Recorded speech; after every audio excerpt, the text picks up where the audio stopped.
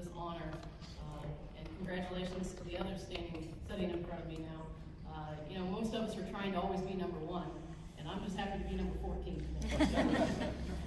I was trying to think back this week, when I kind of got my start in basketball. And it's hard to think when that started because all I've ever known is sports. And I think that's probably the way for a lot of us. But I remember going out in the backyard, playing tackle football with my brother, who was 3.5 years older, and he got me a football helmet. I actually had my mom get a football helmet for me, and I finally figured out that I thought it was because he thought it was cool. Made it like a Dallas Cowboys helmet, even though we're a Chiefs fan. But he got it for me so he could try and tackle me harder. That was the whole purpose behind it. But I'd go inside crying, and Mom would say, well, you can stay inside where it's safe, or you can go back outside. Thanks a lot, Mom. So I'd go back outside. I go out and shoot hoops, and you probably remember a commercial not too long ago where the kid's playing basketball by himself. He shoots hoops. He counts it down, 3, 2, 1, and then he bricks it. And he looks around, and he says, and he was fouled.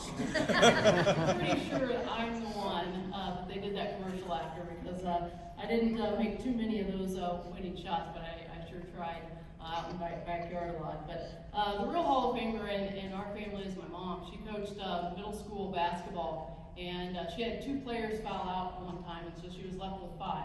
And you might say, well, she still had 5 players. But let's keep in mind they were playing 6-on-6 basketball at the time. So she was down a player, and the last one that fouled out was her best player. And so the opposing coach looked down at her and said, it's all right, you can let her play. And my mom, in Hoosier-like fashion, which Hoosiers had not come out yet, said, my team's on the floor. And proceeded to play 5-on-6. They were down 3 with under a minute to go. They scored a bucket, got a steal, scored at the buzzer, and won 5-on-6. So my mom was the real Hall of Famer in the family. I grew up on a farm, and so there's always something to do on the farm. You got to feed the cattle, you got to plant the corn, you got to combine the wheat, whatever it might be. And so my dad taught me responsibility from an early age. And he would often say, Jill, cattle aren't going to feed themselves. So of course we got right back out there and we started feeding the cattle. And it's the same way with basketball. The scouting reports don't write themselves. So it's a lot like farming. You got to stay up late and get things done. But 2004 was the only year that I can remember that I'd been out of organized basketball, either playing or coaching. And in that time, I had just moved back to Missouri with my husband. I'd been coaching at the college level for a while. And so I just went around and watched a lot of practices with college and high school. And I started to see some people that I really admired in their coaching. And number one was Julie Matheny at St. Joseph's Academy. Still a great colleague and friend of mine, a great mentor. Another one was Stephanie Phillips, who finished here at Kickapoo and who we lost way too early. And then Doug Light, who I think is here, who's at Jeff City at the time. And those 3 coaches have always really been mentors to me. I loved how they were so poised, how their teams played for them and so hard for them, and they wanted the highest level. I think I seemed pretty smart for noticing them at an early age, because they all made it into the Hall of Fame before I did. So I definitely want to thank them for being mentors. Vicki Reimler was the athletic director at Rockbridge at the time, and she's here with me today. And Vicki, I'll forever be grateful to you for hiring me. You hear a lot of coaches that are getting hired at this time, especially at the college level, and you hear their speeches and say they found their dream job. And I think I was probably fortunate enough to find my dream job 14 years ago, and I didn't know it at the time, but I do now. Our current athletic director, David Egan, and our principal, Jennifer Ruckstead, who's able to be here today, they just provide the most amazing environment for all of our students. Our culture at Rockbridge is a little bit unique and special, and the success of our athletic teams can be directly tied to their leadership. I've had some really crazy ideas about what to do with our team to challenge them at the highest level, and they've been so supportive. They've allowed us to travel all the way to Florida, Arizona, South Carolina, Ohio, Tennessee, just so we could challenge our kids at the highest level, but also give them a chance to see somewhere besides Missouri too. And this support is not the norm, and I definitely do not take it for granted. There's just so many different stories that we've heard, and I think we all could definitely talk longer than 3 to 5 minutes about the stories that we have about our kids. But I think the one that probably sums it up best for our program was back in November of 2014. And at one end, I've got a future McDonald's All-American who, as of 3 days ago, was just drafted by the Phoenix Mercury in the WNBA. That being Sophie Cunningham, exceptional talent, never took a practice or a game off. And at the other end of the floor, we have our freshman team that's practicing, and the freshman coach had them working on attacking the paint.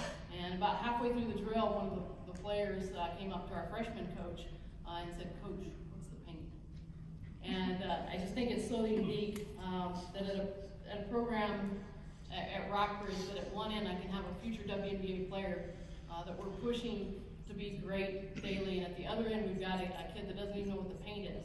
But by the end of the year, I think she had scored a bucket, and you would have thought she was a WNBA player at the time, because success can be measured on much different levels. And for her, she had learned what the paint was, and she had scored a bucket, and so it was definitely a success for her, just like it was for Sophie Cunningham. You know, ultimately, I'm thankful to God for providing me with so many different opportunities. You know, coming from a farm and being able to coach at the Division I level, and be the head coach at Rockbridge, which, like I said, I think is probably my dream job. There's lots of peaks, there's lots of valleys, as we know as coaches, and God's been able to get me through all those. But I have a very supportive husband. He allows me to pursue my passion. He stays up late watching film with me, gives me ideas, or tells me my idea is great, which it may not be, but as you know, if you've got somebody there supporting you, you feel like it. The one funny story, though, is I think it was the state championship of 2013. It was a year where we played a Friday-Saturday, so we didn't have a day in between to prepare. And so we came back, we won the semifinal game, and so I'm like, okay, I gotta stay up late because I hadn't watched any film on the next team because we gotta win the first one, you know, to even get to that championship game. So I'm up late, it's after midnight, and he was like, I am all in, I am watching film with you. And so we're 2 minutes in, and he's still there, he's going strong. 5 minutes later, he's already asleep, and I joked that I now knew what Jesus felt like at the Garden of Gethsemane when everybody fell asleep on him. They were falling asleep on me when I was trying to prepare for a state championship game. I'm thankful for assistant coaches like David Smith and Candace Swede, who are here with me today, and many more that I just don't have time to mention, but they consistently bring their A game every day. And I know all of us have said that, but we wouldn't be standing here without our assistant coaches. But they make me better, and I thank them for that. I'm thankful for my high school basketball coach, Mike Hand, who taught me to believe in dreams. I remember a 6 a.m. practice that I went into my freshman year, so it had been November of 91. I know I don't look that old. But in 91, my freshman year, I walked into a 6 a.m. practice, and I said, Coach Hand, I am going to dunk a tennis ball by the time I graduate. And that was really a ludicrous statement, because just a week before, I think they measured our verticals, and I think they got a paper clip between my feet and the floor. I think by the time I graduated, they were maybe able to get a ream of paper between. It was not done on Vertimax. But he believed in me. He never laughed. He encouraged me, and I hope I always provide that same level of faith and belief in every one of our players. I'm thankful that I coach in a school where our boys coach, Jim Scanlon, who's also in the Hall of Fame and just won his state championship a few weeks ago, is a great mentor. He's a dream to work with. I've heard some horror stories between boys and girls coaches, and it's nothing but love between us and the way that we work together to make our programs work.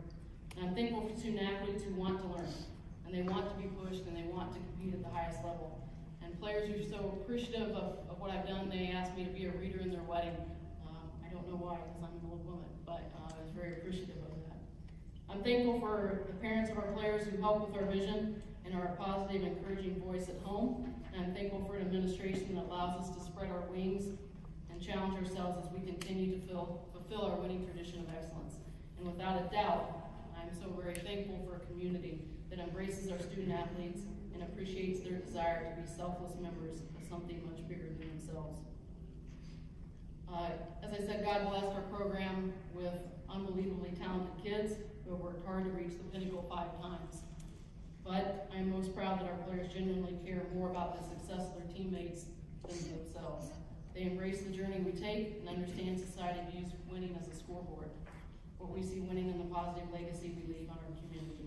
Winning isn't the goal, it's never been the goal, but it's the byproduct of a process, and it's the byproduct of our culture.